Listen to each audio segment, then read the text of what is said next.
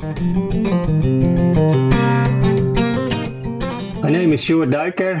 I'm a soil management specialist at Penn State University. I've worked on development of no-till systems for improving the sustainability of the production of our farmers. Part of that is using cover crops, and that is what we are talking about today. So here today we are looking at cover crops. Cover crops are used really to fill gaps in the crop rotation where we would otherwise have no living vegetation in the field. So they're planted typically after commercial crops and then grown for a period until the next crop would be planted. They can be established in different ways, but they can also sometimes be interseeded or say frost seeded. But the point is that you will have a cover and living cover crop in the field after harvest of the commercial crop. That is important from different perspectives for different reasons. One is soil erosion control. So some crops that we are growing produce very little in terms of crop residue to protect the soil. Mulch cover or living cover on the soil is really critical to control soil erosion. So when we have a crop like soybeans or corn silage, there is very little crop residue left after harvest. We need to plant a cover crop there to protect the soil from erosion.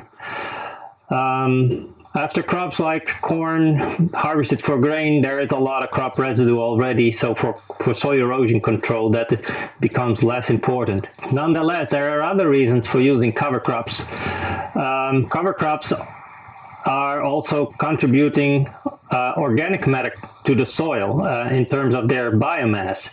So that helps to maintain or increase the organic matter content, and organic matter is one of the most important measures of soil health and soil quality. Another reason for using cover crops is to absorb nutrients. But we also have nutrients that leach into groundwater, such as especially nitrates, and cover crops can be used to absorb those nitrates and therefore protect groundwater, because we don't want those nitrates to end up in the groundwater. Cover crops are also used to fix atmospheric nitrogen, so then we need to use leguminous cover crops, and that is very important because one of our big fossil fuel users in crop production is to produce nitrogen fertilizers.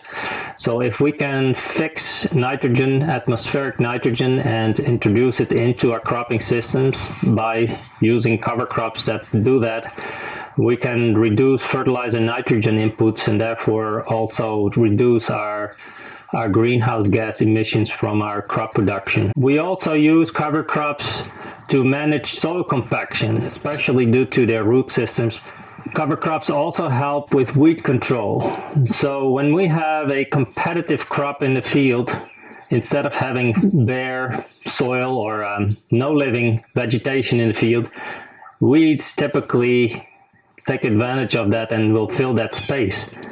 If we have a cover crop there, the weeds won't have much of a chance because they're outcompeted. And some of them also produce certain substances that inhibit germination of weed seeds. One last thing that I wanted to mention about cover crops is they also can be used as a source of feed for livestock. This is also an important aspect of cover crops for us.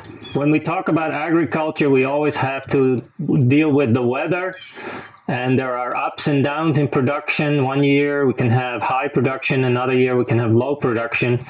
Cover crops can help, for example, if there would be a low production year, there could be an option that they could be harvested. So they could either be used just for all the other purposes that I've mentioned, but in case it is necessary, they could also be harvested for forage.